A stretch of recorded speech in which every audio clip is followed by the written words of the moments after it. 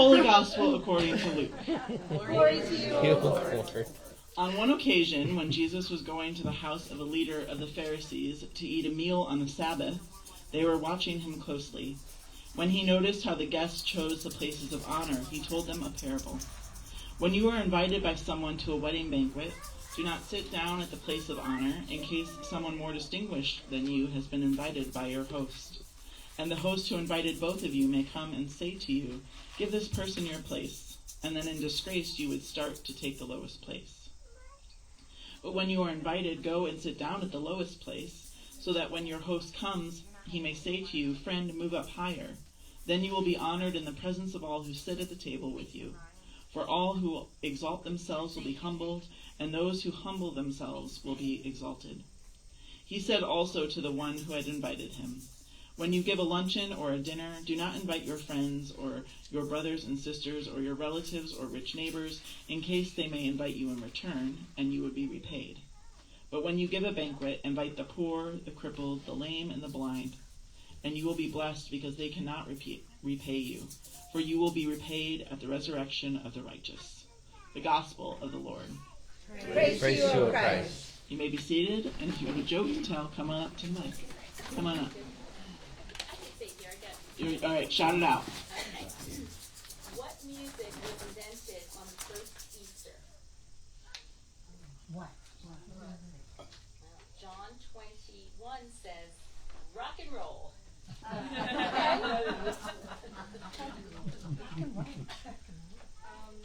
did the child raised in the beauty parlor memorize the Great Commission?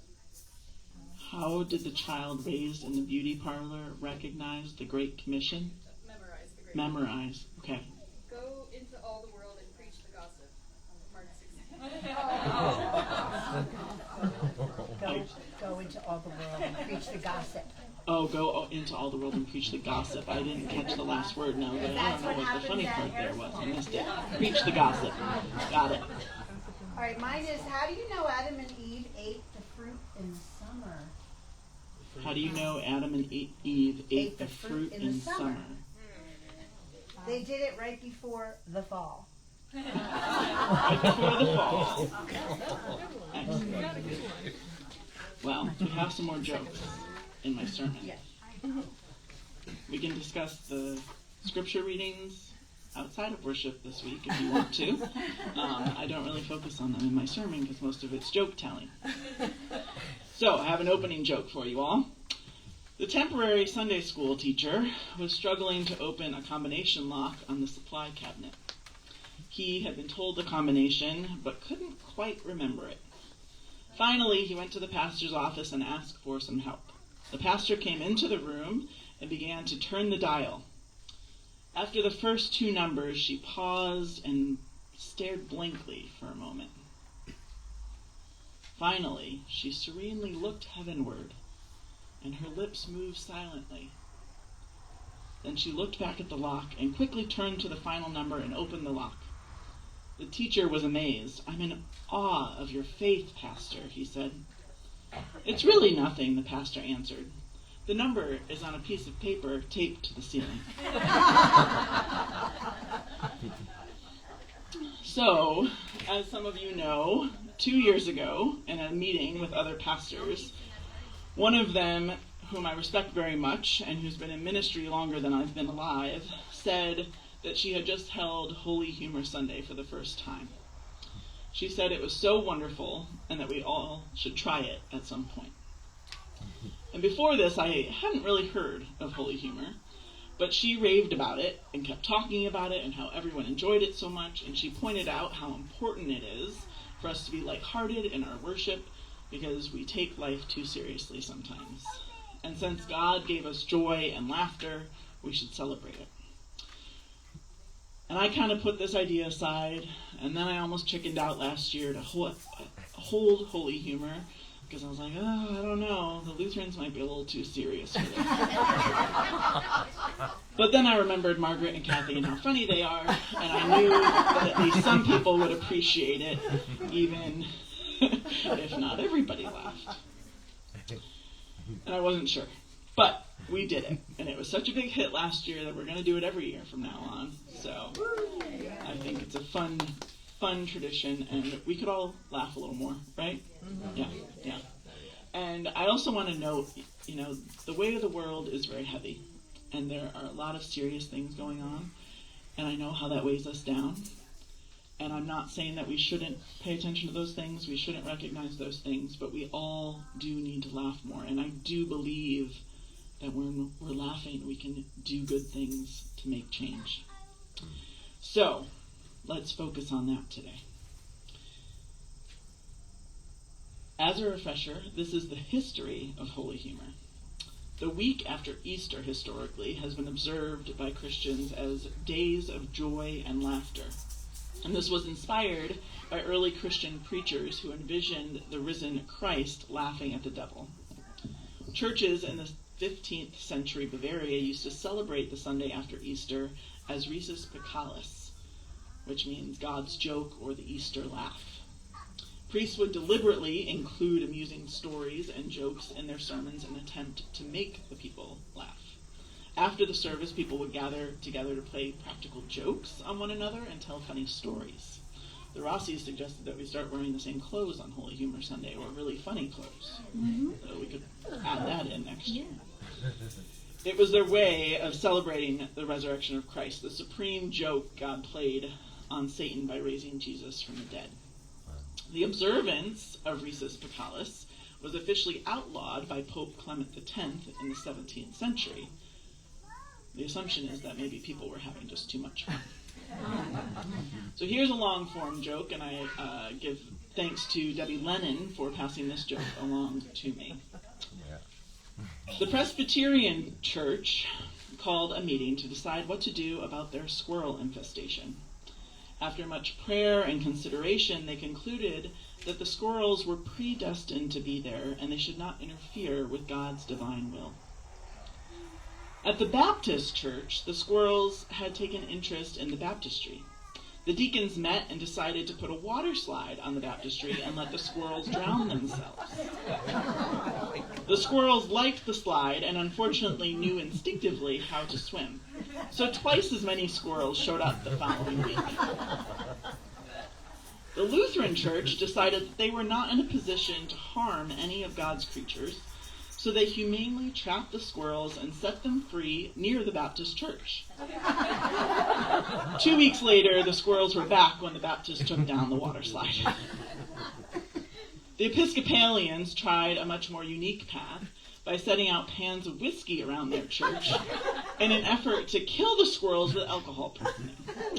They sadly learned how much damage a band of drunk squirrels can do. But the Catholic Church came up with a more creative strategy. They baptized all the squirrels and made them members of the church, and now they only see them at Christmas and Easter.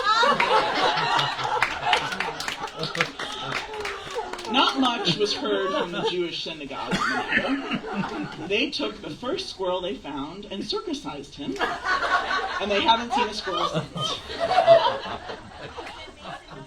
If you know Debbie Lennon and any of her jokes, you can understand why she liked that one. She's watching. Yeah. Hi, Debbie. Too good not to share. I think we've all probably heard that laughter is the best medicine. And one of the many reasons people come to church is to be their best selves. So using laughter to help us be lifted up, I think, is an excellent addition to worship and praising God.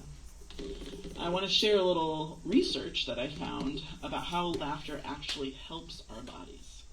An article from Mayo Clinic states that there are short-term and long-term benefits to laughter, and that we can teach ourselves to have a sense of humor. So that's fun.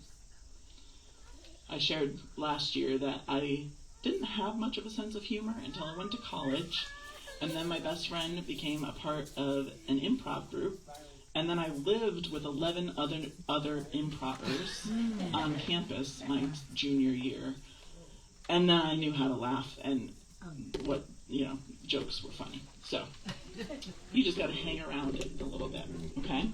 So if you're not enjoying worship that much this morning, you can just don't actually know the difference if you laugh at something, whether you think it's funny or not.